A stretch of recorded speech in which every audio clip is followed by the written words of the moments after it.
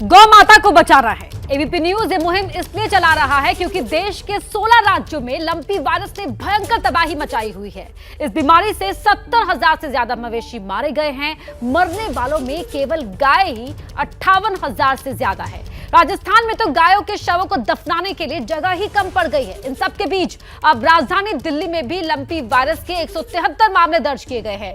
गौवंश को बचाने की हमारी इस मुहिम में हम आपको लंपी के लक्षण, असर और क्या इंसानों पर इसका असर पड़ सकता है, हर एक जानकारी देंगे। बने रहिए हमारे साथ।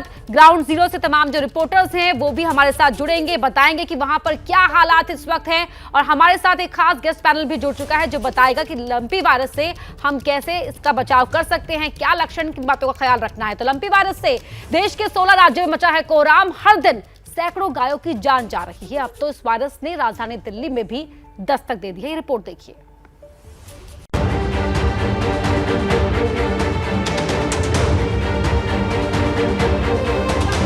लंपी वायरस अब बेहद खतरनाक होता जा रहा है। धीरे धीरे इसने देश के 16 राज्यों को अपनी चपेट में ले लिया है। लंपी स्किन डिसीज पूरे करीबन 16 राज्यों में आज दस्तक दे रहा है। लंपी वायरस ने ऐसा कोहराम मचाया है कि हर रोज सैकड़ों गायें दम तोड़ रही हैं और हजारों गायें इस वायरस से जूझ रही हैं। एक आंकड़े के मुताबिक लंपी वायरस की चपेट में आने से अब तक 70,000 से ज्यादा मवेशियों की मौत हो चुकी है, जिनमें 58,000 गायें हैं। सबसे ज्यादा राजस्थान में इसका कहर टूटा है।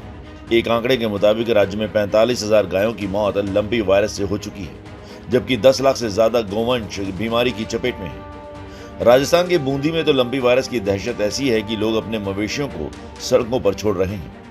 हालात इस कदर बिगड़ चुके हैं कि सड़कें गायों से पटी हैं तो गौशालाएं बीमार गायों से। वहीं स्वास्थ्य महकमा भी हरकत में है और बीमार गोवंश को ठीक करने की पूरी कोशिश की जा रही है, लेकिन ये इंतजाम ऊंट के मुंह में जीरा साबित हो रहा है। दिल्ली में भी लंपी वायरस ने दस्तक दे दी है। दिल्ली सरकार ने जानकारी साझा करते हुए दावा किया कि अब तक 173 मामले सामने आ चुके हैं। 173 मामले जो है वो आइडेंटिफाई हुए हैं, जिसमें खास तौर से जो गोला डेयरी का एरिया है, रेवला खानपुर है, घुमन हेड़ा है, नजफगढ़, इन इलाकों में थोड़ा सा ज़्यादा जो है वो संक्रमण जो है वो पाया गया है। दिल्ली के पास यूपी के नोएडा के हालात भी बेहतर नहीं है। यहाँ भी लंपी वायरस अटैक कर चुका है। इस वक्त मैं गौतम बुद्ध नगर जिले में मौजूद हूं और ये गढ़ी शाहपुर गांव है, नोएडा का सेक्टर 130। और यहाँ पर आप देखिए कि एक जो ये किसान है और जो डेयरी भी चलाते हैं, इनकी जो ये गाय है, ये आप देखिए कि इस पे इस तरीके के यहाँ पर जो है ये दाने जो ये आने शुरू हुए हैं। ये लंपी के केसेस जो यहाँ पर आए, हालांकि इसको अभी बता रहे हैं कि प्राइवेट इलाज इसका कराया है, डॉक्टर को दिखाया। इसके पैर में काफ़ी ज़्यादा सोइलिंग है, आप देखेंगे इसके पैर में। इन्हीं से हम कहते हैं कि एक बार इसके पैर थोड़ा आप दिखाएं। अगर इसका जो है ये देखिए कि आप जो है इसका पैर देखिए, इसके पैर में सोइलिंग है, खड़ी नहीं हो पा रही है ये गाय। किसान ने यह भी बताया कि लंपी वायरस की वजह से मवेशियों के पैरों में सूजन आ गई है, जिससे उसका सही से खड़ा हो पाना भी मुश्किल हो गया है।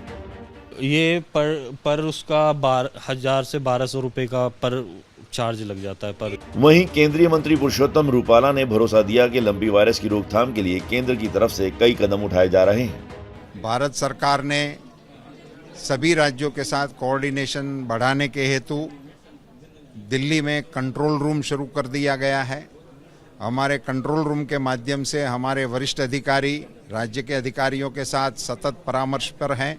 उनको सारी गाइडलाइन से भेज दी गई है। वैक्सीन के मैन्युफैक्चरर जो हमारे देश में थे, उनको मैंने बुलाकर उनसे बातचीत करके उनकी क्षमता बढ़ाने का प्रयास कर दिया गया है। बताया गया कि लंपी वायरस में पशु को बहुत तेज बुखार आता है। इसके बाद इसके शरीर पर कुछ दाने हल्के पड़ने शुरू हो जाते हैं, फिर मवेशी खाना पीना छोड़ देता है। तो एबीपी न्यूज लेकर आया है ये खास मुहिम, गौ माता को बचाना है। और इस पर हमारे साथ लगातार एक खास गेस्ट पैनल जुड़ चुका है। हमारे तमाम सहयोगी ग्राउंड जीरो से जुड़ रहे हैं, जो अलग अलग राज्यों में क्या हालात बने हुए हैं इस वक्त वो आप तक पहुंचाएंगे। पहले मनीष, मैं आपका रुख करना चाहूंगी, जयपुर चलते हैं। जो लंपी वायरस का कहर है देश के 16 राज्यों में अब देखने को मिल रहा है। लगातार इसका कहर बढ़ता जा रहा है। तस्वीर सामने आई राजस्थान से, जो भयावह थी, भयानक थी।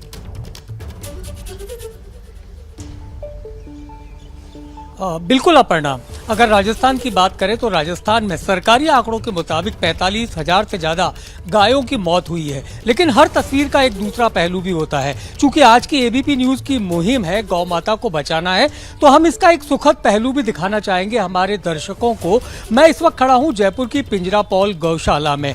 अगर इस गौशाला में गायों की संख्या की बात की जाए तो तकरीबन 3,500 गायें हैं। लंपी का कहर यहाँ पर भी टूटा, लेकिन समय रहते उपाय किया गया तो नतीजा ये निकला कि ये तमाम गौवंश जो है आप देख सकते हैं बहुत स्वस्थ नजर आ रहा है। लोग यहाँ पर आ रहे हैं, गायों को चारा दे रहे हैं। ये सब कुछ ऐसा इसलिए हो पाया क्योंकि समय रहते कार्रवाई की गई। यदि यहाँ की तरह राजस्थान सरकार ने भी कदम उठाया होता तो शायद राजस्थान में 45,000 से ज्यादा गौवंश का नुकसान नहीं होता। राजस्थान के लगभग 18 से 19 जिले ऐसे हैं जहाँ पर इस वक्त लंपी का कहर है। अतुल गुप्ता मेरे साथ हैं जो कि गौ संरक्षण के कार्य से जुड़े हैं। इस पूरी गौशाला का पूरा संरक्षण उन्हीं के पास है। अतुल जी, ये बताइए, आपके यहाँ पर भी लंपी का कहर हुआ? बिल्कुल हमारे यहाँ हुआ और लगभग 2 माह से पूर्व ये हमारे यहाँ लंपी का एक पूरा की पूरा एक हमें देखने को मिला कि हमारी गौ माताओं के लंपी का प्रकोप बढ़ रहा है। तो हमने इस पर तुरंत कार्रवाई करते हुए और उनको बचाने का कार्य किया है। एक गोटा पॉक्स का इंजेक्शन होता है, वैक्सीन होती है, क्या वो आपने अपने यहाँ गायों को लगाई? बिल्कुल लगवाई है, हमने लगवाई है। हमने सबसे ज़्यादा जो ध्यान दिया है वो देशी उपचार पे दिया है। जो हमारा ट्रेडिशनल उपचार है उस पर हम लोग ज़्यादा काम करते हैं। हमने सबसे ज़्यादा जो गौ माताओं को फिटकरी के पानी से नहलाने का कार्य किया है।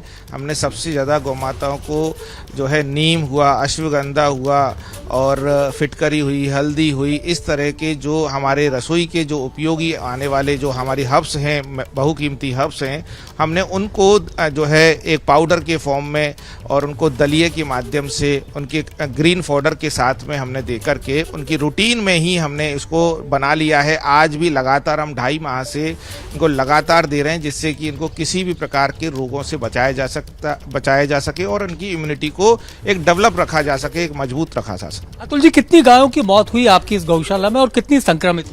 हमारे यहाँ पे 8 गौ माता संक्रमित हुई और मौत एक भी नहीं हुई। तो ये जो मौत नहीं हुई इसके लिए क्या आप समय रहते ये जो आयुर्वेदिक नुस्खे बता रहे हैं इसको आप मानते हैं कि ये सबसे महत्वपूर्ण है? ये सबसे ज़्यादा महत्वपूर्ण है। हमारी गौशाला इसी के लिए सबसे ज़्यादा पहचानी जाती है। हमने पूरे आयुर्वेदिक औषधियों का एक पार्क भी बना रखा है जहाँ 300 प्रकार की जड़ी बूटियां हैं। मनीष, ये एक तस्वीर है जो हर कोई देखना चाहता है जहाँ पर गौ माता स्वस्थ नजर आए और यहाँ पर लहलाती फसल को खाती हुई दिखाई दे। हर कोई देखना चाहता है। इस वक्त रुक करना चाहूंगी संजय मैं अब आपका। लखनऊ की अगर बात करें तो वहाँ आंकड़े जो हैं वो क्या कह रहे हैं, तस्वीर किस तरह की नजर आ रही है?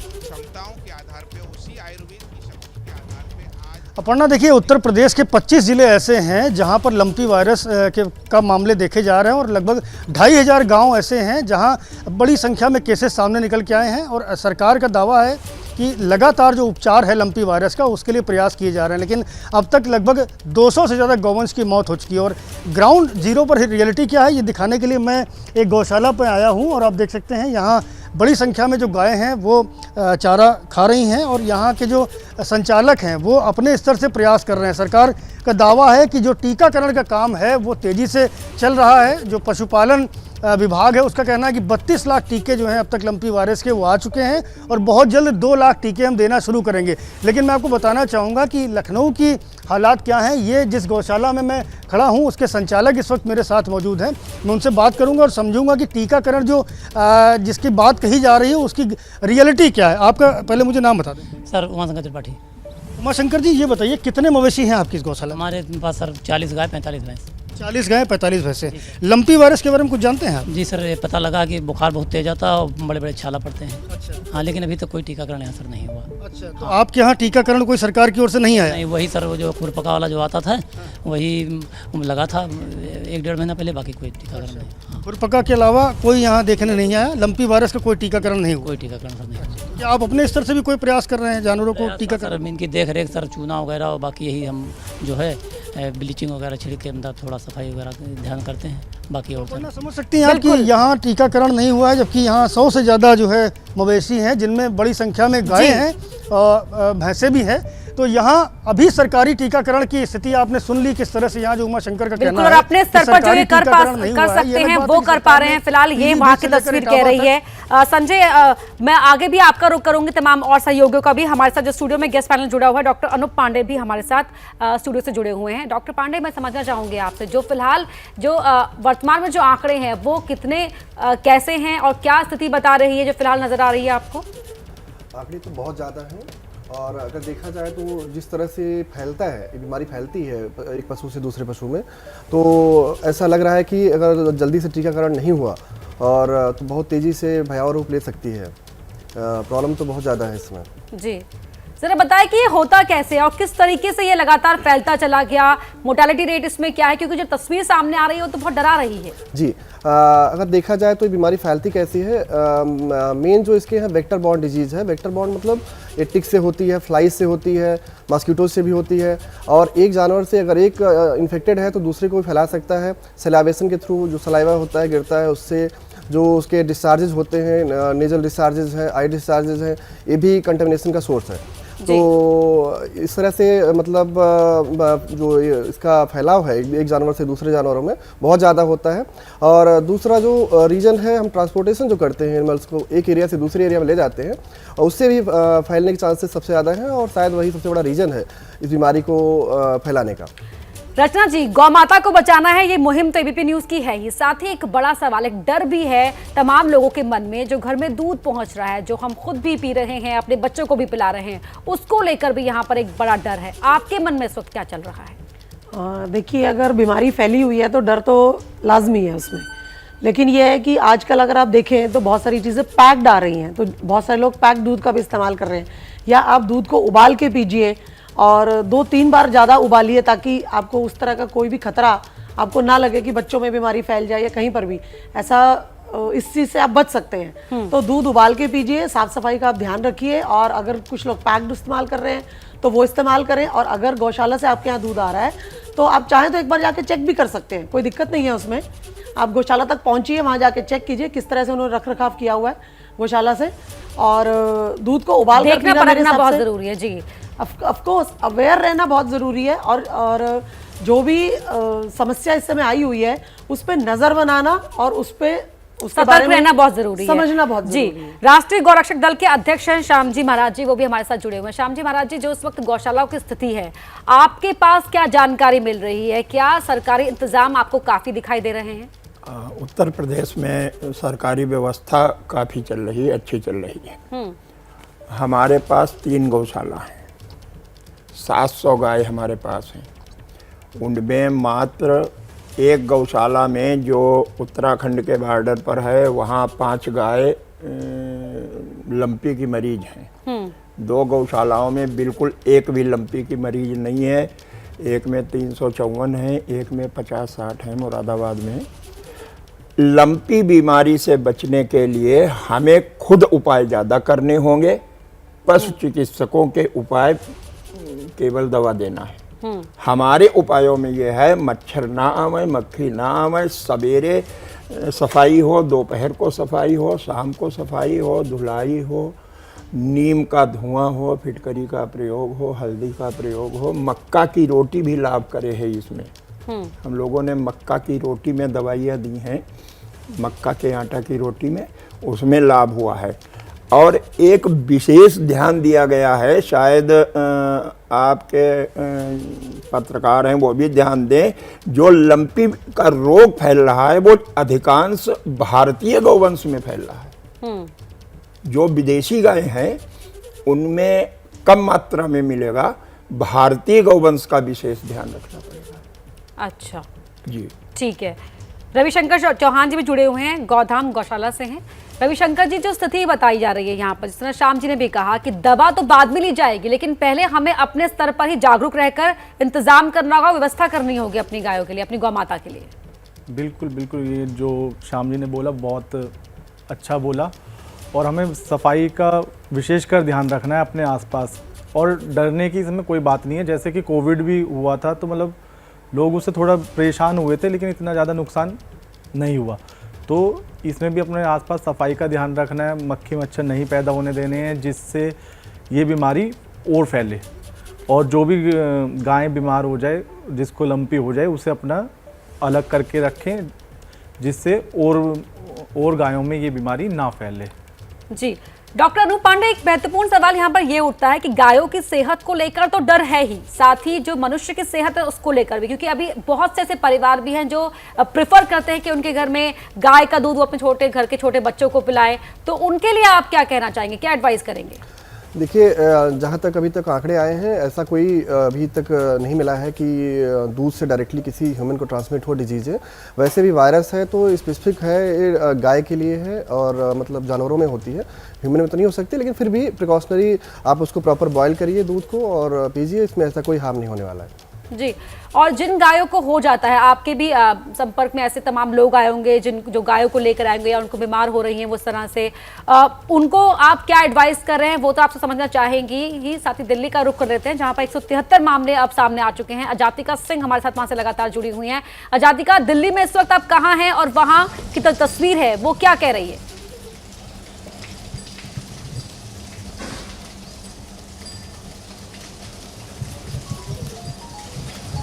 वायरस फैल रहा है उसे रोकने की और उससे जागरूकता फैलाने की जिस तरह से हमारी कोशिश चल रही है, हम इस वक्त आपको बता दें कि दिल्ली के गोयला डेयरी इलाके में इस वक्त मैं मौजूद हूं। यहां पर करीबन 2000 गाय हैं इस पूरे इलाके में और फिलहाल जो आप तस्वीरें देख रहे हैं ये भोला यादव की गाय की तस्वीर है और लंपी वायरस की गिरफ्त में ये गाय है, अस्वस्थ आपको नजर आएगी, जिसको आइसोलेट किया गया है बाकी गायों से। भोला यादव जो कि आपको तस्वीरों में सामने नजर आएंगे, ये उन्हीं की गाय है। वो लगातार इसका ध्यान करीबन 1 हफ्ते से रखे हुए हैं। 1 हफ्ते बाद जो तस्वीरें हैं आपको गाय की जो अब नजर आ रही हैं, इनके जो फोड़े या कहें गांठें जो पूरे शरीर पर नजर आ रही हैं, ये अब कुछ सूखना शुरू हो गई हैं, यानी कि ये सुधार की तरफ आगे बढ़ रही है। भोला यादव से हम लोग खुद बात कर लेते हैं। भोला जी, कब से बीमार है, कैसे ध्यान रख रहे हैं और क्या लक्षण थे? इसको दाने दाने हो गए थे हफ्ते पहले, तो हफ्ते पहले दाने दाने हो गए, हमने गोली दे दिया 2 पैरासीटामोल की, नीम के पत्ते से नहवा रहे हैं, धो रहे हैं, अब ठीक है। अभी बेहतर हो रही है? हाँ बेहतर हो रही है। कितना दूध देती थी ये वैसे? 4 किलो दूध टाइम का था। अब तो नहीं ले रहे दूध? नहीं। कितनी गाय हैं आपके पास? 10 गाय। जी देखिए, हमारे साथ में अबरार जी भी हैं, उनकी करीबन 3 गाय जो हैं वो लंपी वायरस की गिरफ्त में आई थी, अभी ठीक हो चुकी हैं या अभी भी बीमार हैं? एक ठीक हो चुकी है, 2 अभी इंजेक्शन लगवाए थे हॉस्पिटल में जाके, तो थोड़ा बहुत सुधार लग रहा है। थोड़ा बहुत सुधार है। सरकार ने जो दिल्ली सरकार ने यहाँ पर एक कंट्रोल रूम बनाया है, एक नंबर दिया है, फिर मुफ्त इलाज की बात की जा रही है, उस पर आपने संपर्क किया? अभी नहीं किया, मतलब पता ही नहीं था मुझे तो। देखिए, कई सारे लोगों को नंबर भी नहीं पता है, तो एबीपी न्यूज जागरूकता का ये भी काम कर रहा है कि हम लोग जगह जगह जाकर लोगों को ये बताने की कोशिश कर रहे हैं कि आप जहां परेशानी में हैं, आपकी गाय जो बीमार है, अस्वस्थ है, उसको स्वस्थ करने के लिए क्या कुछ प्रक्रिया आप इस्तेमाल में ला सकते हैं, कौन सा नंबर आप यूज कर सकते हैं और मदद कर सकते हैं अपनी गाय को स्वस्थ करने में। कितने दिन अब हो गए हैं और क्या आप इसको उपचार के तौर पर कर रहे हैं? क्या इसको नहला रहे हैं आप फिटकरी के पानी से या हल्दी के पानी से? नीम के पत्ते से नहवा रहे हैं, दोनों टाइम नीम के पत्ते से नहवा रहे हैं, बस इतने काम हो रहा है। देखिए, नीम की पत्तियों में एंटीबैक्टीरियल गुण भी होते हैं और यहाँ पर इन्हीं पत्तियों का इस्तेमाल करके अपनी गाय के स्वास्थ्य का ख्याल रख रहे हैं यहाँ पर भोला यादव जी। जातिका, मैं आगे लौटूंगी आपके पास, जरा चंडीगढ़ का रुख कर लेते हैं। अमनदीप सिंह वहाँ पे जुड़े हुए हैं हमारे साथ चंडीगढ़ से। अमनदीप, वहाँ के हालात क्या है इस वक्त, क्या कह रहे हैं आंकड़े? जी बिल्कुल, इस वक्त मैं पंजाब के मोहाली में खड़ा हूँ और ख़ास तौर पे जो लंपी स्किन डिजीज़ की बात की जा रही है, यहाँ पे भी एक कोराली की गौशाला है। यहाँ पे करीब 450 के करीब जो गायें हैं उनमें से 55 गायें लंपी स्किन की लपेट में आई थी। और ख़ास तौर पे मेरे साथ यहाँ पे मनोज कुमार जी है जो देख रेख करते हैं। अच्छा मनोज कुमार जी, जैसे 450 के करीब गायें यहाँ पे है, 55 में ये डिजीज़ पाया गया, अब क्या स्थिति है वो 55 गायें की? काफ़ी सुधार है जी, मतलब 90-95% सुधार है जी। उसमें हम लोग जो है पहले मतलब डिटॉल का इस्तेमाल किए थे। उसके बाद जो टीके लगाते हैं, डॉक्टर साहब आके टीके लगा के जाते हैं जी। जो वैक्सीन दी जा रही है वो सरकारी तौर पे मिली है या खुद ब खुद आपने खरीदी है? नहीं, आपने भी खरीदी है जी, मतलब 10% सरकारी आया, बाकी तो ਅਸੀਂ आप खरीद के लगाए हैं जी, मेडिकल तो स्टोर तो ले आके जी। तो बाकी जो है हम लोग हल्दी वगैरह सब खिलाते हैं मिक्स कर करके, जड़ी बूटी बना करके, उससे भी काफ़ी मतलब फ़र्क पड़ गया है जी। हल्दी वगैरह और जड़ी बूटी जो है वो आप कैसे तैयार करवाते हैं? ये हम गुरुजी तैयार करके भेज देते जी, हमारे जो यहाँ पे तो है ना बिल्कुल जो सरकारी मदद तो मिल रही है, उसके साथ ही अपने अपने स्तर पर भी यहाँ पर इंतजाम व्यवस्था की जा रही है। अमन, आप बने रहिए हमारे साथ, तमाम दूसरे सहयोगी भी लगातार अलग अलग जगहों से हमारे साथ जुड़े हुए हैं ग्राउंड जीरो का हालात बताने के लिए, वहां की तस्वीर दिखाने के लिए, और खास गेस्ट पैनल भी स्टूडियो से हमारे साथ लगातार जुड़ा हुआ है। नोएडा से ध्रुव हमारे साथ जुड़े हुए हैं, ध्रुव का रुख कर लेते हैं। ध्रुव, इस समय आप कहाँ हैं और वहां क्या इंतजाम नजर आ रहे हैं इस वायरस के कहर से गौ माता को बचाने के लिए?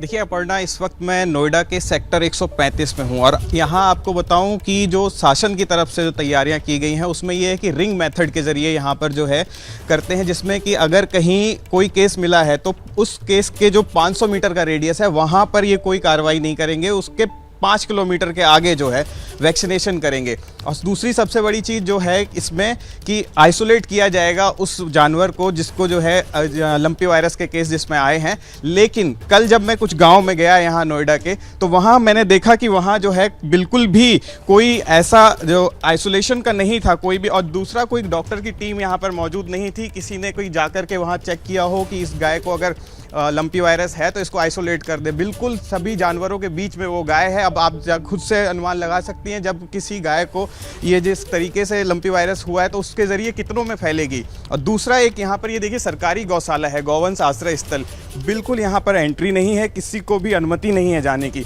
पता नहीं क्या तस्वीरें ऐसी जो हैं जो छुपाने की कोशिश कर रहे हैं, क्योंकि आसपास के लोगों से जब बात की तो हालात उतने सही नहीं है। जो गौवंश आश्रय स्थल है 18 गौवंश आश्रय स्थल है। आपको बता दें कुछ जगहों पर स्थितियां अच्छी हैं, लेकिन नोएडा की स्थितियां जो प्रशासनिक तौर पर जो होनी चाहिए वो उस तरीके की नजर नहीं आ रही हैं। नागपुर का भी रुख कर लेते हैं। ध्रुव, लौटूंगी आपके पास। रजत हमारे साथ जुड़े हुए हैं। रजत, वहां पर क्या हालात हैं?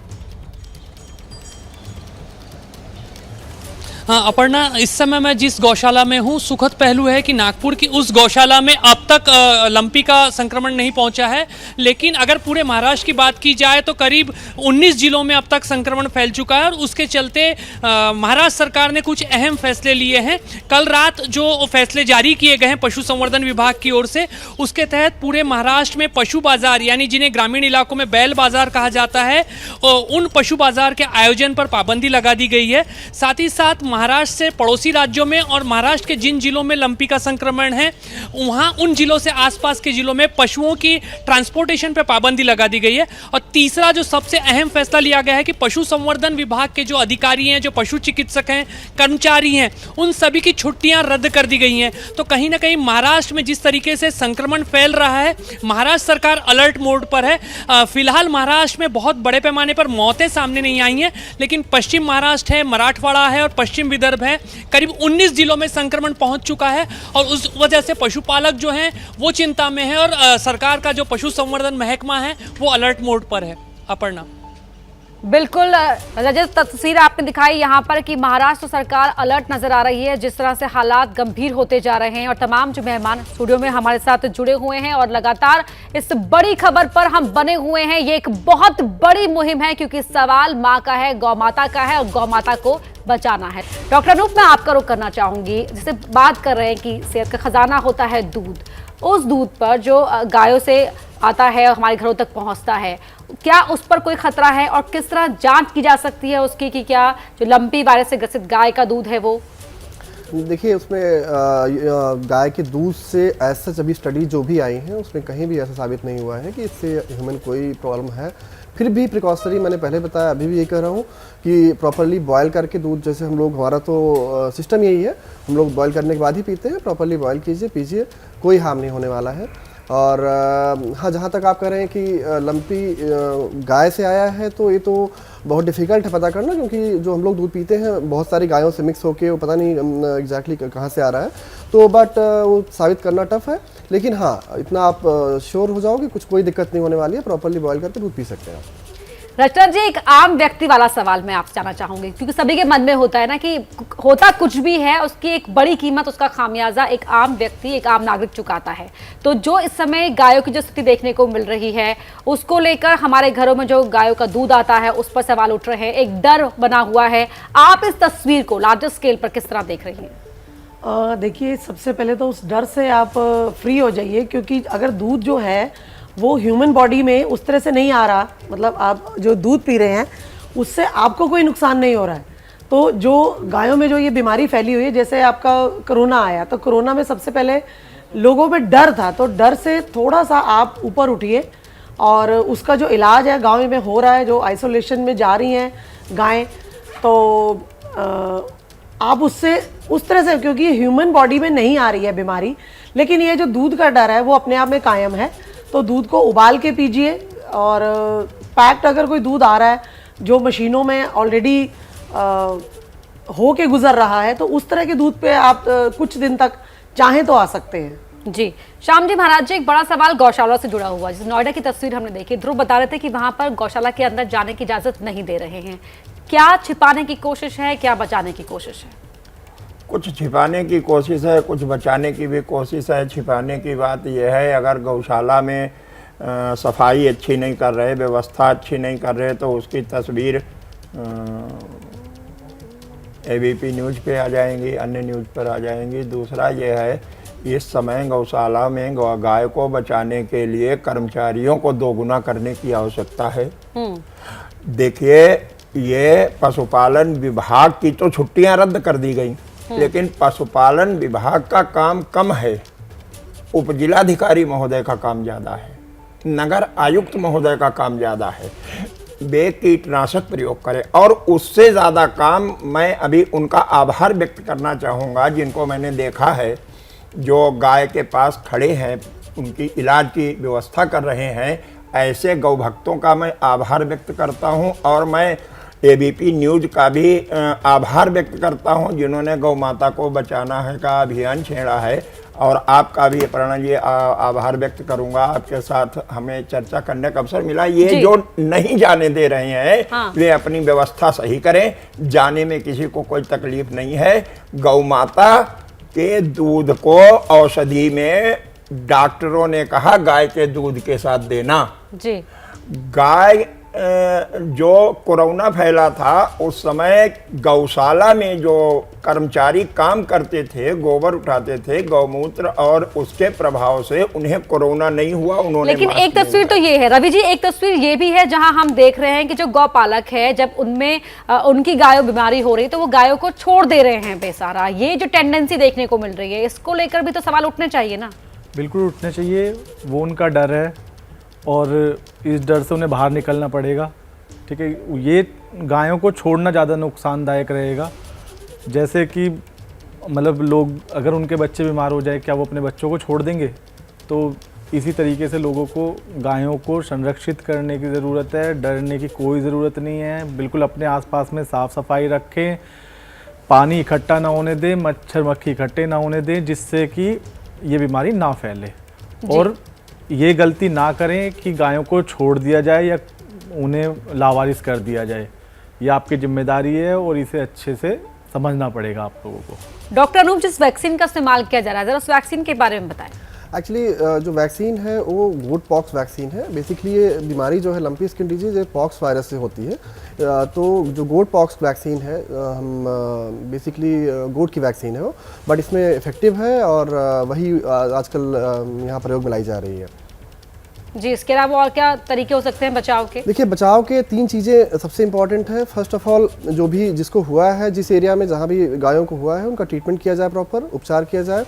और उनको ट्रीटमेंट में भी दो तरीके से है। पहले तो जो भी इन्फेक्टेड है उनका ट्रीटमेंट, इन्फेक्शन से क्योर होने के बाद फिर से ट्रीटमेंट उनका होना है, बिकॉज सेकेंडरी प्रॉब्लम्स जो हो जाती हैं, नोड्यूल्स फटते हैं, उससे जो डिस्चार्जेस होते हैं उसका ट्रीटमेंट। फिर वैक्सीनेशन, जिनको नहीं हुआ है उनका वैक्सीनेशन किया जाए, सराउंडिंग एरिया के जो भी जितने भी गाय हैं। और तीसरी अवेयरनेस बहुत ज़्यादा इंपॉर्टेंट है।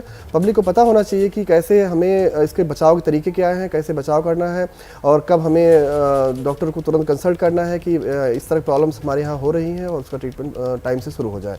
और क्वारंटाइन जिनका नहीं हुआ है, सपोज हमारे यहाँ गौशाला में 100 गाय है, तो अगर किसी को हुआ है तुरंत उसको क्वारंटाइन मतलब सेपरेट करके, आइसोलेट करके उनका ट्रीटमेंट शुरू कर दिया जाए, बाकियों को ध्यान रखा जाए। इम्यूनिटी बूस्टिंग सबसे ज़्यादा इंपॉर्टेंट है, क्योंकि वायरल डिजीज़ है तो अगर अच्छी इम्यूनिटी होगी तो जल्दी नहीं फैलेगा, मतलब उनके फाइटिंग कैपेसिटी अच्छी होगी। और इंसानों को डरने की आवश्यकता नहीं है ना, ये तो गाय टू गाय कंटेजियस है, मतलब गाय से गाय को होने वाली बीमारी है। बिल्कुल जी। श्याम जी महाराज जी, एक सवाल मेरा यहाँ पर है, महत्वपूर्ण सवाल है। देखिए, गौ माता को, गाय को हम गौ माता का देते हैं दर्जा, उनकी पूजा भी करते हैं, लेकिन जिस स्थान पर वो रहती है ना, वहाँ की साफ सफाई का हम विशेष ख्याल नहीं रखते।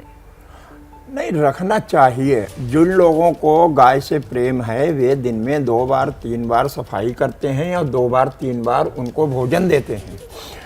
कम से कम 1 बार नहलाते हैं और साबुन लगा के नहलाते हैं। आप देखें भारतीय गौवंश जहाँ पर खड़ा होता है 200 मीटर तक बैक्टीरिया नहीं होती है। तो ये जो रोग फैला है ये हमारा पाप है, ये आम आदमी का पाप है, ये गाय का पाप नहीं है। ये जो गाय की जमीन जोत ली, गाय को डंडा मार के बाहर निकाल दिया, ये उन पापियों का पाप है जो गाय भुगत रही है। गाय तो सदैव परोपकारी भावना में रही है। गाय ने सदैव देवताओं के दुख के लिए अपना बलिदान किया है। हमें चाहिए कि गाय को छोड़े नहीं। और ये जो आपका सवाल है बहुत सराहनीय है, सफाई का विशेष ध्यान रखें। और जो जाने की बात है, गौशालाओं में जाने दें, लेकिन उसमें गौशाला के संरक्षक की अनुमति आवश्यक है। सरकारी, उत्तर प्रदेश के सरकारी गौशालाओं में प्रशासनिक अधिकारी की अनुमति आवश्यक है। बिना अनुमति के अंदर अमरोहा में 60 गाय को जहर दे दिया गया। इस तरह की घटनाओं का खतरा है, इसलिए जाने से भी रोका जाता होगा जी। तो ये विशेष ध्यान रखा रचना जाए। जी, एक बात यहाँ पर ये भी है, अवेयरनेस को लेकर लगातार बात उठ रही है, चाहे वो गौपालक हो या आम व्यक्ति हो, यहाँ पर अवेयरनेस का होना बहुत जरूरी है इस पूरे वायरस के मद्देनजर। बिल्कुल, जैसे आज आपने ये कार्यक्रम रखा और इस कार्यक्रम के माध्यम से आप लोगों को अवेयर कर रहे हैं, तो अवेयरनेस सबसे इम्पॉर्टेंट है। उसके बाद है कि आप नेक्स्ट स्टेप क्या लेते हैं। जिस तरह से आपको पता चल रहा है कि गाय इस तरह से, अगर एक आम आदमी भी एक गाय को देखता है इस तरह से, तो वो एटलीस्ट बता सके, चाहे जिलाधिकारी को बताए, चाहे उससे कंसर्न अथॉरिटीज़ को वो बताए कि ये गाय हमने यहाँ देखी है। चाहे वो जो घर से छोड़ देते हैं लोग गाय अपनी, और वो जगह जगह कहीं पॉलीथीन खा रही हैं या कुछ खा रही हैं, तो इस तरह से अगर लोगों को पता चलेगा कि ये इस तरह से वायरस फैला हुआ है, तो वो इन्फेक्टेड गाय को भी, एक आम आदमी भी उस केस में हेल्प कर पाएगा। और दूसरा ये है कि कच्चा दूध आप ना पिए। वैसे इंडिया में ट्रेंड नहीं है कच्चा दूध पीने का, बाहर के कंट्रीज में ये चीज़ें हम लोग ज़्यादा देखते हैं। तो इंडिया में 99% लोग दूध उबाल के ही पीते हैं, तो उस पर आप विशेष ध्यान दीजिए। और बाकी जो भी आपके यहाँ दूध आ रहा है वो किस डेयरी से आ रहा है या कौन ग्वाला उसको लेकर आ रहा है, थोड़ा सा उस पर आप नज़र रखिए। बस इससे ज़्यादा मुझे नहीं लगता कुछ और करने की ज़रूरत है, क्योंकि जब ह्यूमन बॉडी में ये आ ही नहीं रहा गाय के दूध से, तो उतना डरने की जरूरत नहीं है। तो पैनिक ना फैलाएं। लेकिन बेजुबान कर रहे हैं, वो तस्वीर हम लगातार दिखा रहे हैं, और इस मुहिम को शुरू करने का मकसद ही ये है कि अफवाहें ना फैले, पैनिक ना हो, बल्कि सही जानकारी हर जन तक पहुंचे। डॉक्टर अनूप, यहाँ पर एक और चीज मैं देख रही हूँ कि पैनिक के चलते जो गौपालक हैं गायों को छोड़ दे रहे हैं, लेकिन शुरुआत में ही कैसे, प्रथम तौर पर अगर बात करें, वो लक्षण क्या है जिनकी पहचान हो जाए ताकि वक्त रहते इलाज हो पाए? सबसे पहले जानवर जो है सुस्त हो जाता है, फीवर, हाई फीवर आ जाता है इसमें, और लंप्स जो होते हैं, नाम ही इसका लंपी वायरस है, नोड्यूल्स बनने लगते हैं बॉडी में। कितने टाइम में लंप्स बनते हैं? लंप्स सेकंड थर्ड डे से स्टार्ट हो जाते हैं, और पहले फीवर आता है काफ़ी तेज़ी से। तो पहला लक्षण बुखार का है जी। तो इमीडिएटली हमको अलर्ट हो जाना चाहिए और तुरंत सेपरेट कर देना चाहिए उसको। सेग्रीगेशन बहुत ज़्यादा इंपॉर्टेंट है, और उसको तुरंत ट्रीटमेंट के लिए डॉक्टर से कंसल्ट करना चाहिए। डॉक्टर जो भी सलाह देगा, एंटीबायोटिक्स वगैरह, कुछ भी कॉम्प्लेक्सेस वगैरह, बेसिकली सपोर्टिव ट्रीटमेंट होता है इसमें। वायरल डिजीज़ है, वायरस के अगेंस्ट तुरंत कोई ट्रीटमेंट डायरेक्ट नहीं है। हम सेकेंडरी इन्फेक्शन को रोकने के लिए और फीवर को सिम्टोमेटिक ट्रीटमेंट देते हैं, और तुरंत आप डॉक्टर से कंसल्ट करें। पैनिक बिल्कुल ना हो, सेग्रीगेशन ज़्यादा इंपॉर्टेंट है। जैसे और सारे लोगों ने यहाँ पे, हमारे पैनलिस्ट ने बताया कि साफ़ सफाई का ध्यान रखना है, और उनको प्रॉपर चारा, हरा चारा खिलाइए जिससे इम्यूनिटी अच्छे से बूस्ट हो उनकी। और खान पान पर विशेष ध्यान देना है, सफाई पर ध्यान देना है और जागरूक रहना है और शुरुआत में बहुत क्लोजली मॉनिटर करके लक्षणों को पहचानना है। बहुत शुक्रिया आपका इस पूरी बातचीत के तमाम मेहमानों का जो जुड़े हमारे साथ स्टूडियो से और साथ ही हमारे तमाम रिपोर्टर्स का जो ग्राउंड जीरो से लगातार हालात बता रहे हैं, क्योंकि एबीपी न्यूज ने ये मुहिम शुरू की है कि गौ माता को बचाना है। जैसे ही घड़ी का काटा दोपहर 2:30 पे आए, बबीता जी का दिल सास बहू साजिश के लिए मचल जाए। और ये है इनकी बहू, पूरे दिन ऑफिस की टेंशन हो जाए गॉन जब ये करें अपना फेवरेट शो फ्री टाइम पे ऑन। इनकी तरह आप भी देखिए अपना फेवरेट शो अपने टाइम पर और डाउनलोड कीजिए एबीपी लाइव ऐप अपने स्मार्ट टीवी पर।